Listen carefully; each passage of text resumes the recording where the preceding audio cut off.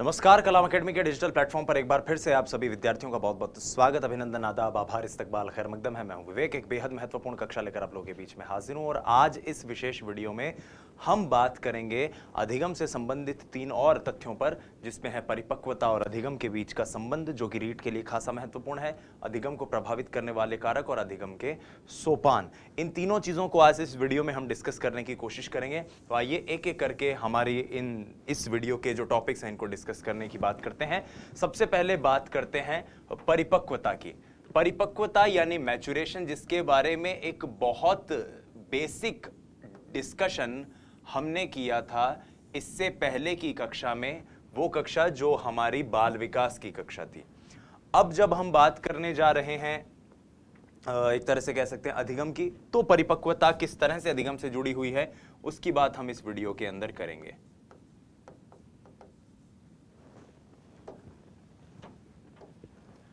तो परिपक्वता क्या है? यह किसी अवस्था विशेष में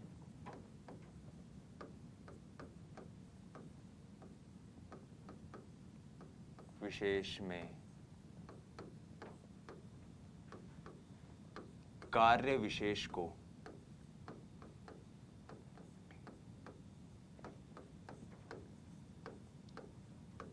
करने की योग्यता है। भाई, कोई व्यक्ति इतना योग्य हो गया है कि वो कोई काम कर सके, तो वो योग्यता क्या है? एक तरह से परिपक्वता है। लेकिन उस काम को वो कैसे कर रहा है, कब सीख रहा है, यही चीज अधिगम है। आज के इस डिस्कशन में जिस चीज पर सबसे ज्यादा हमें फोकस करना है वो है परिपक्वता और अधिगम के बीच में वास्तव में संबंध क्या है, दोनों एक दूसरे से किस तरह से जुड़े हुए हैं, दोनों से एक दूसरे का रिलेशन क्या है। तो जब मैं परिपक्वता और अधिगम के बारे में बात करता हूं तो एक चीज हमें हमेशा याद रखनी चाहिए, और वो ये कि परिपक्वता की वजह से जो परिवर्तन दृष्टिगत होते हैं साथियों, उन परिवर्तनों को कभी भी अधिगम नहीं कहा जा सकता। ये एक फैक्ट है जो आपको याद रखना है।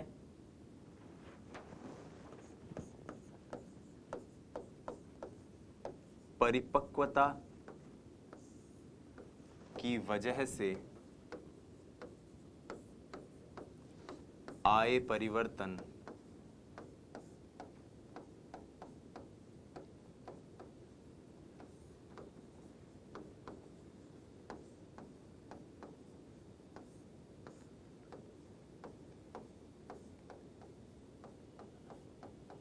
अधिगम नहीं है, किंतु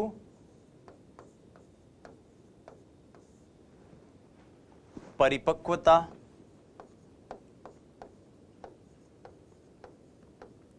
अधिगम को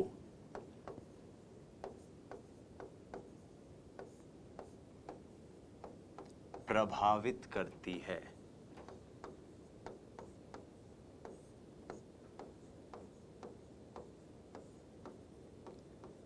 परिपक्वता में तो मुख्यतः जैविक परिवर्तन ही सम्मिलित होते हैं, जबकि हम अधिगम की बात करें तो अधिगम में मानसिक परिवर्तन और तमाम इस तरह के जो परिवर्तन हैं वो शामिल होते हैं। अब जो मैं बात आपसे कह रहा हूं कि परिपक्वता की वजह से आए परिवर्तन अधिगम नहीं है, तो एक छोटा सा उदाहरण याद रखिएगा कि ये जो हमारे हाथ हैं, इन हाथों में इतनी शक्ति, इतनी काबिलियत आ जाए कि ये पेन पकड़ पाए अपनी 2 उंगलियों के बीच में। जैसे छोटे बच्चों की अगर हम बात करें तो ये पेन पकड़ लेने की जो शक्ति हाथों के अंदर आ गई, इस शक्ति को क्या आप कहोगे? योग्यता, यानी कि परिपक्वता। और अब इस पेन को पकड़ के कोई बच्चा गणित सीख रहा है, कोई बच्चा हिंदी सीख रहा है, कोई इंग्लिश सीख रहा है, कोई तेलुगु सीख रहा है, कोई तमिल सीख रहा है, कोई पंजाबी सीख रहा है। तो ये क्या है? अधिगम है। यही अंतर है परिपक्वता और अधिगम के बीच में। एक और फैक्ट है जो अक्सर विद्यार्थी भूल जाते हैं, वो उन्हें याद रखना चाहिए कि विकास परिपक्वता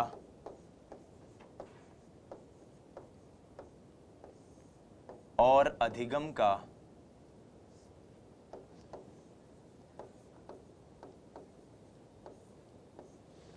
विकास परिपक्वता और अधिगम का क्या है? गुणनफल है। ठीक है, गुणनफल है।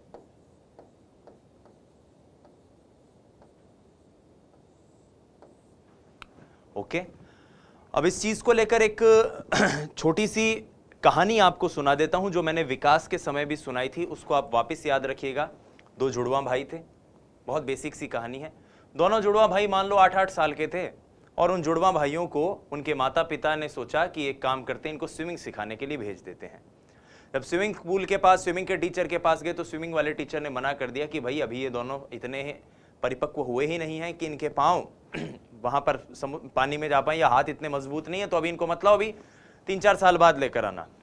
ठीक है, 3-4 साल बाद वापस लेकर आए। 3-4 साल बाद वापस लेकर आए तो बड़े वाले या जुड़वाओं में से जो एक भाई था उसको जैसे ही तैरने के लिए भेजा, दूसरा डर गया, बोला मैं तो नहीं तैरूंगा, और दूसरा भाग गया। अब कालांतर में 10-15 साल तक एक तो स्विमिंग करता रहा और दूसरे नहीं की। अब मैं आपसे प्रश्न पूछता हूं इस वीडियो में, आप मुझे बताओ क्या दोनों लड़कों का शारीरिक विकास बिल्कुल एक जैसा होगा? आपका जवाब होगा नहीं, ऐसा बिल्कुल नहीं है। दोनों का शारीरिक विकास एक जैसा नहीं होगा, अलग अलग हो सकता है। सवाल मेरा दूसरा है कि क्या उन दोनों का शारीरिक विकास एक जैसा नहीं है, इसके पीछे कारण स्विमिंग है? आप कहोगे हाँ, और वो स्विमिंग जो है वो कब कर पाए? वो जब वो स्विमिंग करने के परिपक्व हो गए थे, और स्विमिंग करना एक प्रकार का अधिगम है। तो यही बात है साथियों कि परिपक्वता और अधिगम दोनों मिलकर विकास के गुणनफल के रूप में कार्य करते हैं। परिपक्वता की वजह से आए परिवर्तन अधिगम नहीं होते, किंतु फिर भी परिपक्वता अधिगम को प्रभावित करती है। परिपक्वता के बगैर किया गया अधिगम निरर्थक है, और अधिगम की चाह के बिना परिपक्वता की कोई, एक तरह से कह सकते हैं, कोई उसका वजूद नहीं है। आइए अब हम एक टेबल के फॉर्म में परिपक्वता और अधिगम के बीच के जो डिफरेंसेस हैं इनको समझने की, जानने की, परखने की कोशिश करते हैं। पहली बात, परिपक्वता एक जैविक प्रक्रिया है, इसीलिए इसको कई पुस्तकों में जन्मजात प्रक्रिया भी कहा गया है। परिपक्वता जन्मजात प्रक्रिया। और अधिगम जो है एक सीखी हुई प्रक्रिया है, जो कि हमने अभी अभी पढ़ा है। अभ्यास, अनुभव और प्रशिक्षण के फलस्वरूप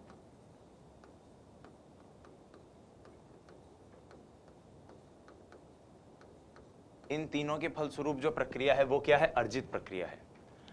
परिपक्वता एक सहज जातिगत प्रक्रिया है, यानी जैसे मनुष्य जाति है तो मनुष्य जाति की परिपक्वता की एक निश्चित पहचान है। हमने शारीरिक विकास में देखा था कि कब मनुष्य के अंदर किशोर अवस्था आएगी, कब बाल्यावस्था आएगी, कब कौन सी एक्टिविटी वो कर पाएगा, ये तय है। ये मनुष्य की जातिगत, ये व्यक्ति की जातिगत प्रक्रिया है परिपक्वता। लेकिन अधिगम जो है वो व्यक्तिगत भी हो सकता है और अधिगम सामाजिक भी हो सकता है। तो व्यक्तिगत प्रक्रिया भी है और सामाजिक प्रक्रिया भी है। उसके बाद बात करते हैं परिपक्वता की। तो परिपक्वता एक स्वाभाविक प्रक्रिया है, स्वाभाविक है, सहज है, अपने आप होगी। अधिगम जो है वो अभ्यास व अनुभव पर निर्भर है। अब किसी के मान लो दांत उग रहे हैं तो आप उसको ऐसे थोड़ी कहोगे थोड़ा अभ्यास कर तो तेरे दांत और अच्छे उग जाएंगे, ठीक है। लेकिन कोई व्यक्ति अगर हिंदी पढ़ रहा है, एजुकेशनल साइकोलॉजी पढ़ रहा है, तो आप उसे कहोगे कि थोड़ा अभ्यास कर और बेहतर हो जाएगा। परिपक्वता सीखने पर निर्भर नहीं करती, ये बात याद रखना, लेकिन सीखना परिपक्वता पर निर्भर करता है। अधिगम जो है हमने अभी लिखा भी था, परिपक्वता के द्वारा अधिगम प्रभावित होता है, परिपक्वता अधिगम को प्रभावित करती है। और यही बात यहां पर है कि सीखना जो है वो परिपक्वता पर निर्भर करता है। परिपक्वता में अभ्यास का महत्व नहीं है, हमने अभी अभी देखा है, लेकिन अधिगम में अभ्यास एक महत्वपूर्ण घटक है। भाई जब तक आप अभ्यास नहीं करोगे तब तक आप कैसे कोई काम कर पाओगे। कोई बच्चा चल रहा है, कोई बच्चे के बाल उग रहे हैं, किसी बच्चे के दांत उग रहे हैं। अब दांतों का उगना है, बालों का उगना है, नाखून का बढ़ना है, ये सारी चीज, हाइट का बढ़ना है, ये सारी चीजें क्या है? एक तरह के परिपक्वता की निशानियां हैं, जो सहज शारीरिक गतिविधियां हैं जो अपने आप होंगी। लेकिन वही बच्चा जो जिसकी हाइट बढ़ रही है वो उस वक्त बंजी जंपिंग या हाई जंप सीख रहे, वो नीरज चोपड़ा की तरह भाला फेंकना सीख ले, तो ये सीखना एक व्यक्तिगत प्रक्रिया होगी जिसमें अभ्यास एक महत्वपूर्ण घटक है।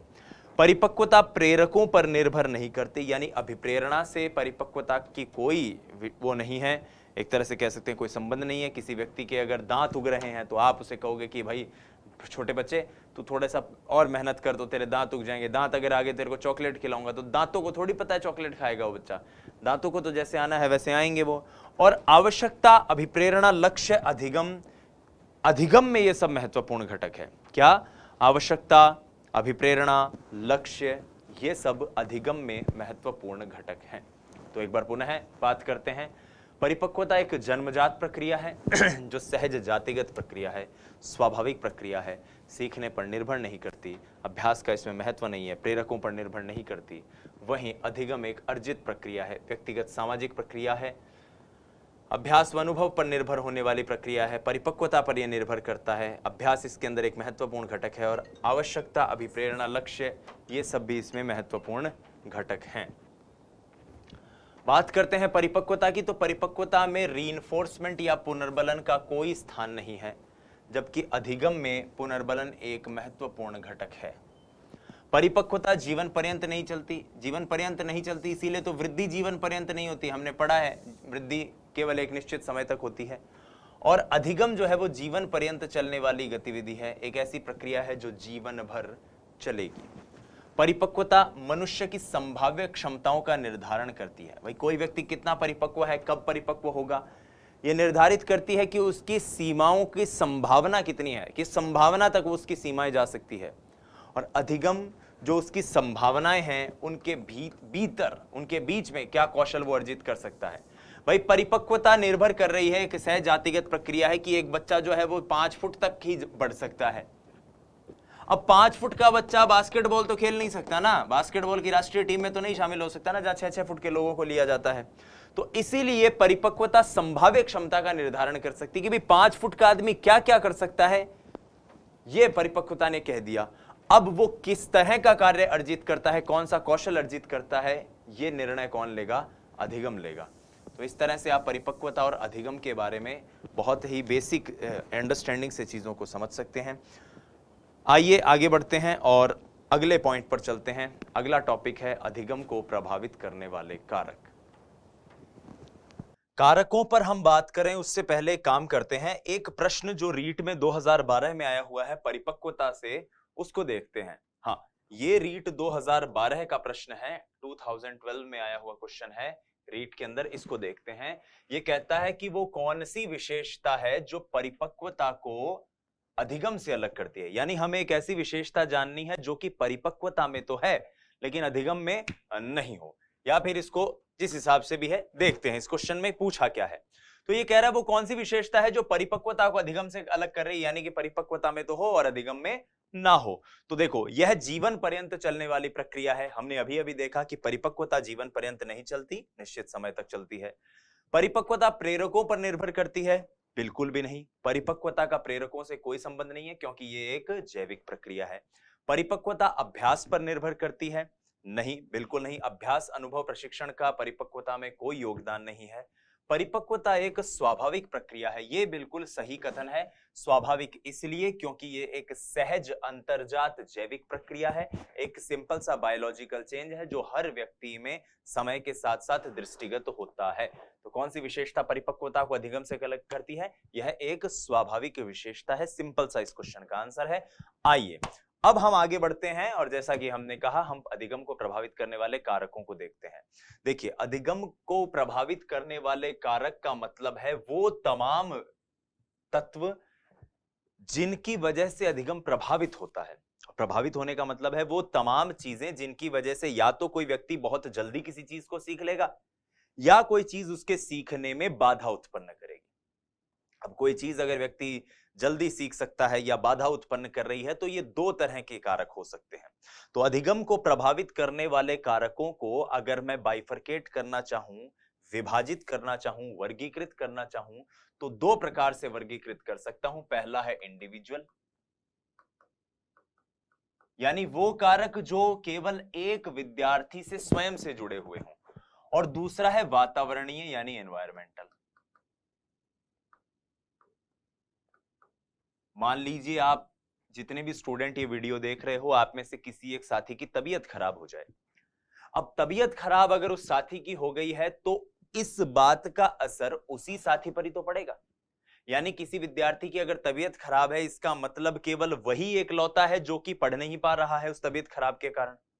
लेकिन मान लीजिए आपके अध्यापक की तबीयत खराब हो जाए तो अब इस बात का असर किस पर पड़ेगा? सारे विद्यार्थियों पर, क्योंकि उस समय फिर सारे ही विद्यार्थी नहीं पढ़ पाएंगे क्योंकि टीचर की तबीयत खराब है।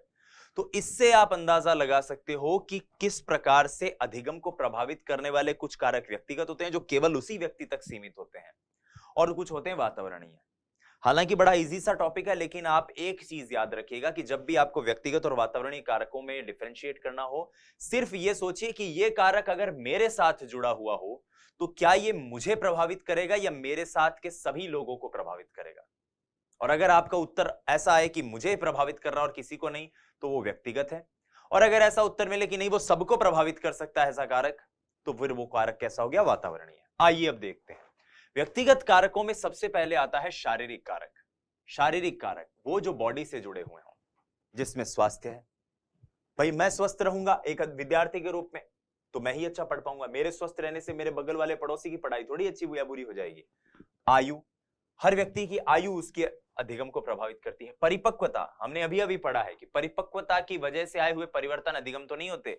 एक बार रीट ये लाइन पूछ भी चुका है कि क्या परिपक्वता की वजह से आए हुए परिवर्तन अधिगम होते हैं। 2015 में क्वेश्चन आया हुआ है और उत्तर उसका था नहीं। लेकिन परिपक्वता अधिगम को प्रभावित जरूर करती है, ये बात हम पढ़ चुके हैं। इसीलिए अधिगम को प्रभावित करने वाले व्यक्तिगत कारकों में परिपक्वता भी सम्मिलित है।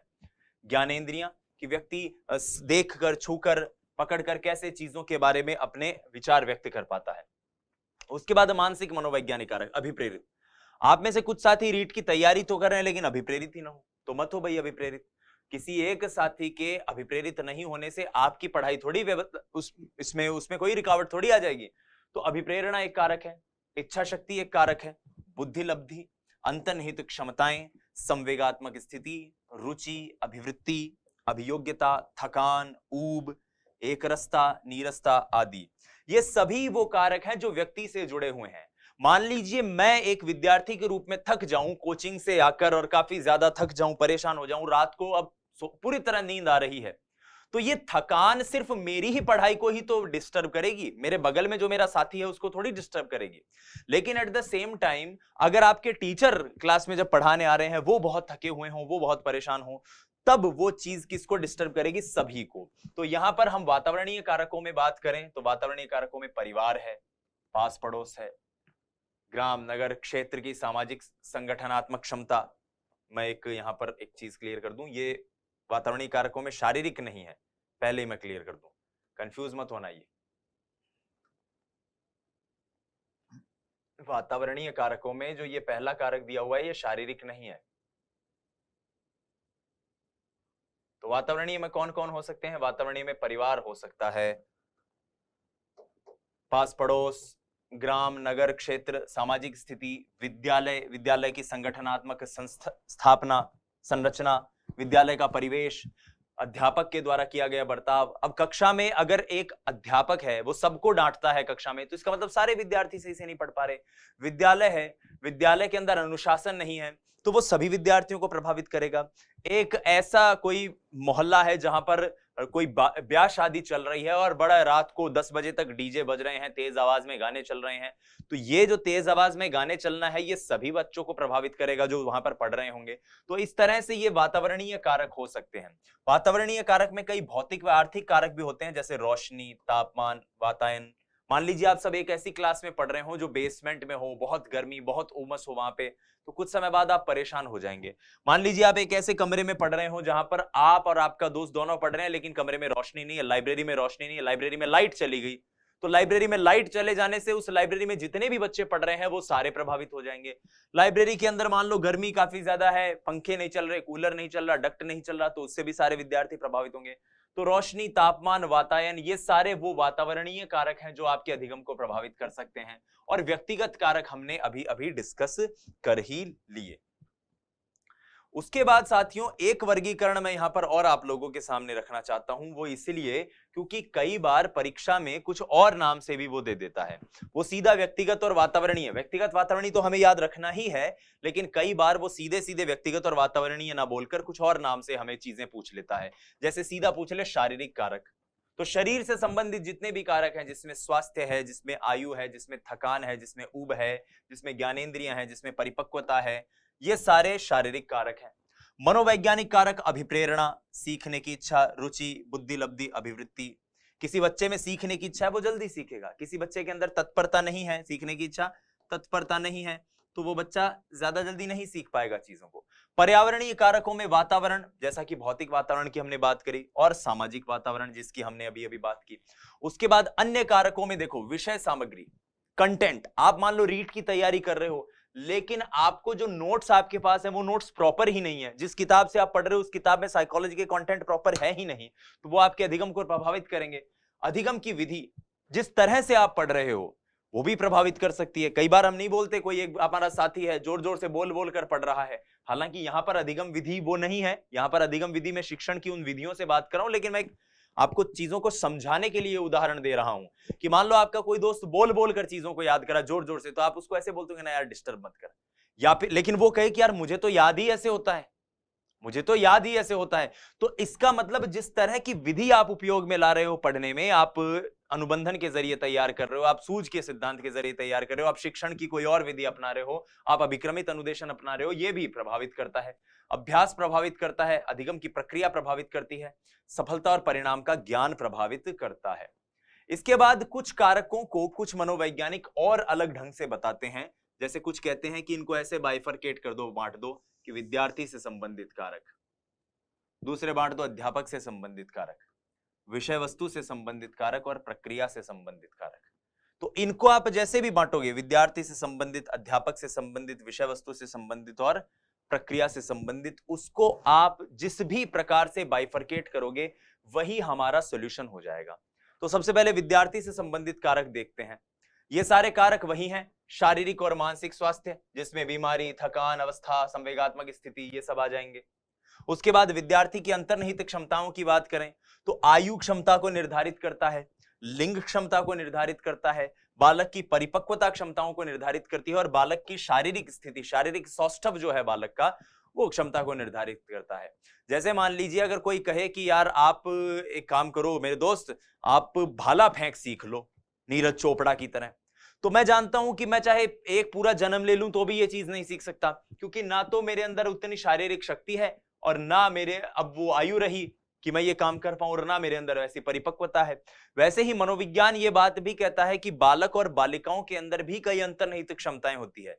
जैसे विश्लेषणात्मक अध्ययन जो होता है उसको करने के लिए बालकों का जो दिमाग है वो ज्यादा प्रभावी होता है, और कुछ इस तरह के संबंधात्मक चीजें जो होती हैं, लिटरेचर से संबंधित जो चीजें होती हैं उनको ग्रैब करने के लिए, कलात्मक चीजें जो होती हैं उनको ग्रैब करने के लिए बालिकाओं का जो दिमाग होता है वो ज्यादा एक तरह से कहते हैं इफेक्टिव होता है।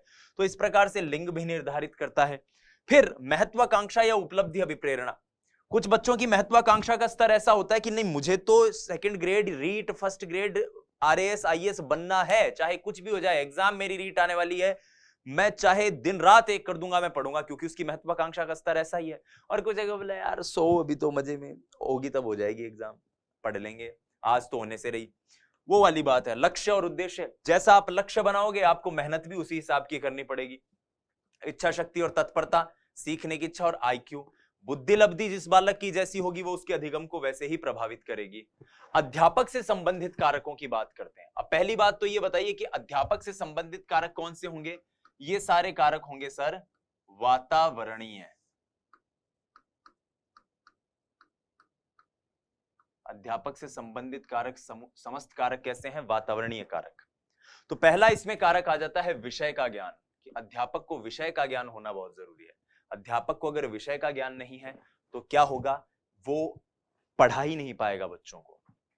अध्यापक को विषय का ज्ञान तो है, कई बार ऐसा होता है कि विषय का ज्ञान तो है लेकिन पढ़ाने का शऊर नहीं है, अध्यापन का कौशल नहीं है, पढ़ा ही नहीं पा रहा ढंग से, बच्चों के डाउट्स क्लियर नहीं कर पा रहा, खुद तो ज्ञानी है लेकिन बच्चों को चीजें समझा नहीं पा रहा, ये चीज है। अध्यापक का व्यवहार एवं व्यक्तित्व, सब चीजें हैं लेकिन बच्चों से प्यार से बात नहीं करते, गुस्से में एकदम डांटते पीटते हुए, तो ये व्यवहार भी कई बार अधिगम को प्रभावित करेगा। और वातावरणीय कारक है तो सारे बालक बालिकाओं के अधिगम को प्रभावित करेगा। अध्यापक का मानसिक स्वास्थ्य एवं समायोजन, अध्यापक खुद तो समायोजित नहीं हो, खुद तो घर पे परिवार से लड़ के आ जाए और बालकों को पढ़ाने लग जाए, खुद किसी परेशानी में जूझ रहा है, बच्चों को पढ़ा रहा है, तो ये मानसिक स्वास्थ्य और समायोजन भी कई बार अधिगम को प्रभावित करता है। और अध्यापक द्वारा अनुशासन व अंतःक्रिया, कक्षा में अध्यापक कैसे इंटरेक्ट कर रहा है, संवाद कर रहा है कि नहीं कर रहा, बात कर रहा है कि नहीं कर रहा, अध्यापक बच्चों से पेश आ रहा है ढंग से या नहीं आ रहा, अध्यापक कक्षा में अनुशासन बनाए रख रहा है या नहीं रख रहा, ये सारी चीजें भी सम्मिलित है। और सिखाने की कला, उसको सिखाने की कला आती है या नहीं आती। विषय वस्तु से संबंधित जो कंटेंट, जो विषय वस्तु बच्चे पढ़ रहे हैं, उस कंटेंट की प्रकृति कैसी है। जैसे मान लीजिए आप हिंदी पढ़ रहे हो और आप मान लो गणित पढ़ रहे हो, तो गणित और हिंदी दोनों एक तरीके से थोड़ी पढ़ाई जा सकती है। गणित को अलग ढंग से पढ़ना पड़ेगा, हिंदी को अलग ढंग से पढ़ना पड़ेगा। तो इस प्रकार से विषय वस्तु की जो प्रकृति है, जो नेचर है सब्जेक्ट का, नेचर है जो टॉपिक का, वो भी अधिगम को प्रभावित करता है। आप कौन से टॉपिक पहले पढ़ा रहे हो, कौन से टॉपिक बाद में पढ़ा रहे हो, ये भी इंपॉर्टेंट है। हमने जैसे अब रीट की जो ये क्लासेस आप ऑनलाइन देख रहे हो, बाल विकास पढ़ा, अभिप्रेरणा पढ़ी, अब हम अधिगम पढ़ रहे हैं। अब मान लो अधिगम की एक क्लास आए, दो क्लास के बाद मैं आपको सीधा कहूं कि आज अब अपन चिंतन पढ़ेंगे, चिंतन की एक क्लास के बाद कहूं कि चलो बुद्धि पढ़ेंगे, बुद्धि की एक क्लास के बाद कहूं कि चलो व्यक्तिगत भिन्नता पढ़ेंगे, तो आप कंफ्यूज हो जाओगे। तो इसलिए अनुभव, अधिगम अनुभव और विषय वस्तु का आयोजन और चयन, ये भी बालक के अधिगम को प्रभावित करता है। लेकिन ये सारे हैं किससे संबंधित?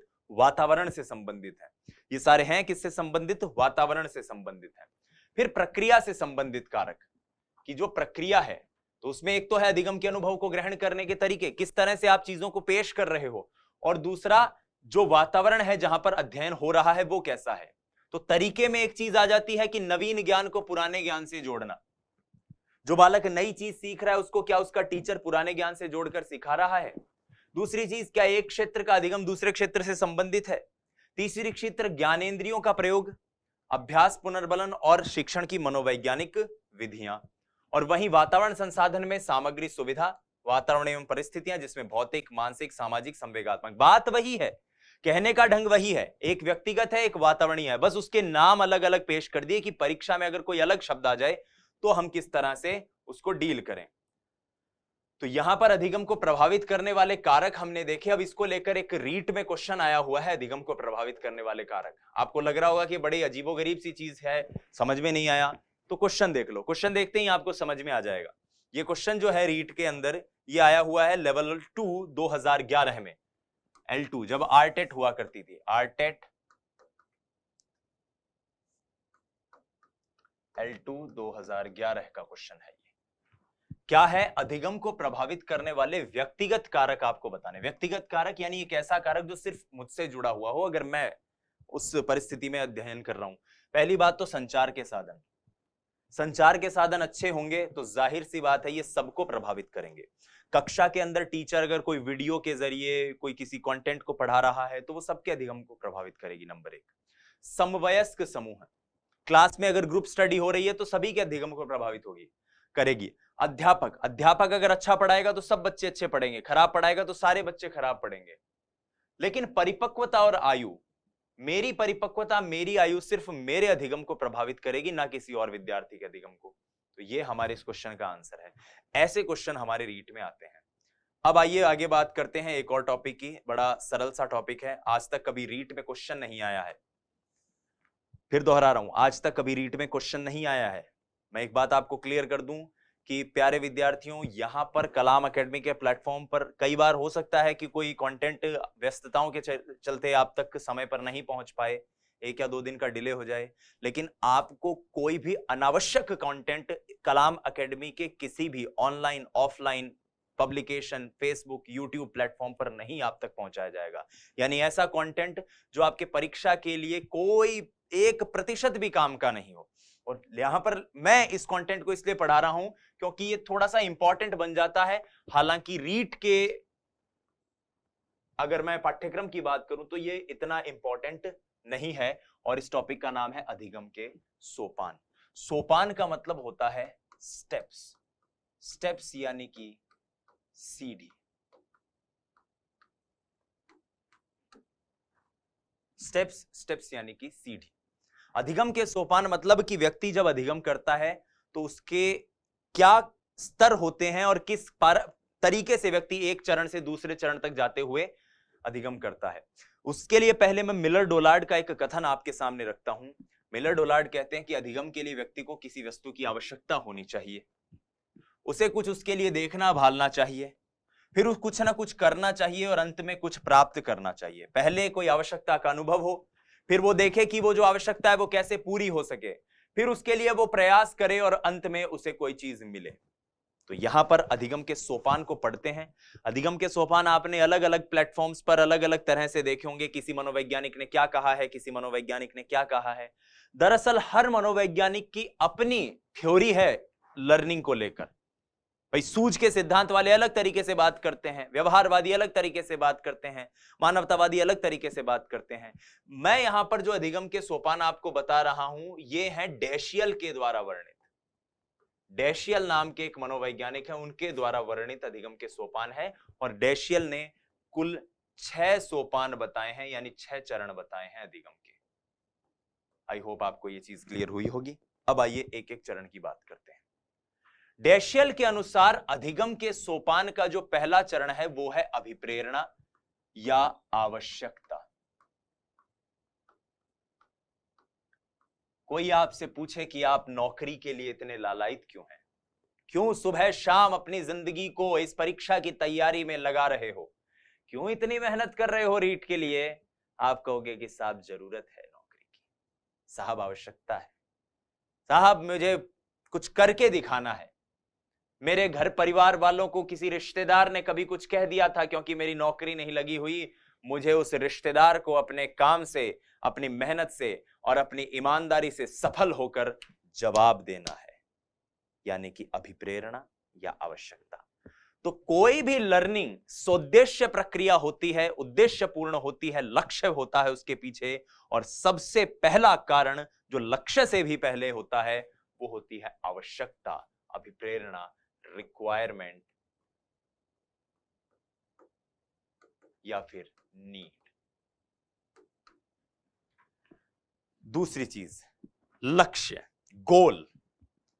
आपको लगे कि मुझे नौकरी की आवश्यकता है, मेरे घर को, परिवार को संभालने के लिए मुझे नौकरी की जरूरत है, तो वहां पर अभिप्रेरणा और एक आवश्यकता यहां पर आ गई। लेकिन बाद में आपको लक्ष्य बनाना पड़ेगा कि मैं जिस नौकरी को पाना चाहता हूं उसके लिए मुझे रीट की तैयारी करनी चाहिए, या फर्स्ट ग्रेड की तैयारी करनी चाहिए, या सेकंड ग्रेड की तैयारी करनी चाहिए, या पटवारी बनना चाहिए, ऐसा ही बनना चाहिए।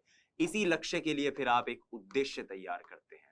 कई जगह लक्ष्य लिखा हुआ है, कई जगह उद्देश्य लिखा हुआ है, दोनों एक ही बात है, अलग अलग नहीं है कि लक्ष्य बड़ा होता है, छोटा उद्देश्य होता है, उद्देश्य छोटा होता है, लक्ष्य बड़ा होता है। नहीं, लक्ष्य, उद्देश्य, विच इज कॉल्ड गोल। गोल आप अपना सेट करते हो कि मुझे कैसे इस चीज को प्राप्त करना है। ठीक है, आवश्यकता, अभिप्रेरणा, लक्ष्य, उद्देश्य, जो कि दूसरा चरण है।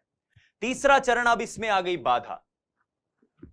आपने सोच तो लिया मुझे रीट की एग्जाम आ रही है, रीट क्रैक करनी है, लेकिन रीट क्रैक करें कैसे, कंटेंट ही नहीं है, पता ही नहीं है क्या पढ़ना है, कैसे पढ़ना है, 30 नंबर की साइको कैसे पढ़नी है, टीचिंग मेथड कैसे पढ़ना है, लैंग्वेज 1 लैंग्वेज 2 कैसे क्लियर करनी है, एसएसटी का हूं तो एसएसटी के सब्जेक्ट कैसे क्लियर करने हैं, साइंस का हूं तो मैथ्स और साइंस कैसे क्लियर करनी है, लेवल 1 का हूं तो ईवीएस कैसे पढ़ूं, गणित कैसे पढ़ूं। तो यहां पर आ गई एक बाधा, और इस बाधा को दूर करने के लिए आप किसी टीचर के पास गए, आप किसी प्रोफेसर से मिले, आप किसी कोचिंग इंस्टीट्यूट में गए, आपने कोई कोर्स खरीदा, आपने क्या करी, अनुक्रियाएं करी, आपने बहुत सारे रिस्पॉन्ड किए, काम किए, और यहां पर आपने अनुक्रियाएं कर करके अपने आप को तैयार किया कि हां मैं ये किताब लेके आ गया हूं, मुझे ये किताब पढ़नी चाहिए, मैं कलाम एकेडमी की ये परीक्षा विशेषांक लेके आ गया हूं, मुझे इस परीक्षा विशेषांक को पढ़ना चाहिए, इसके अंदर जितने भी क्वेश्चन है मुझे सॉल्व करने चाहिए।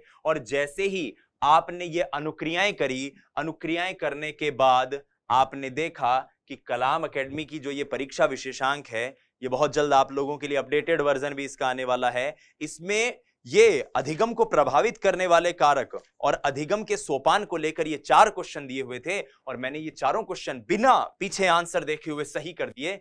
यस, मुझे अधिगम के सोपान समझ में आ गए, यस, मुझे अधिगम को प्रभावित करने वाले कारक समझ में आ गए, यस, मुझे समझ में आ गया कि अधिगम और परिपक्वता के बीच में संबंध क्या है।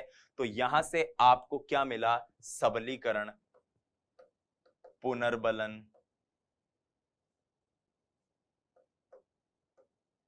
रीइंफोर्समेंट, ये सारी चीजें इसके अंतर्गत आ गई। तो ये सबलीकरण, पुनर्बलन, रीइंफोर्समेंट, ये जितनी भी चीजें हैं, ये आपके अधिगम के एक स्तर से आपको दूसरे स्तर पर लेकर जा रही हैं।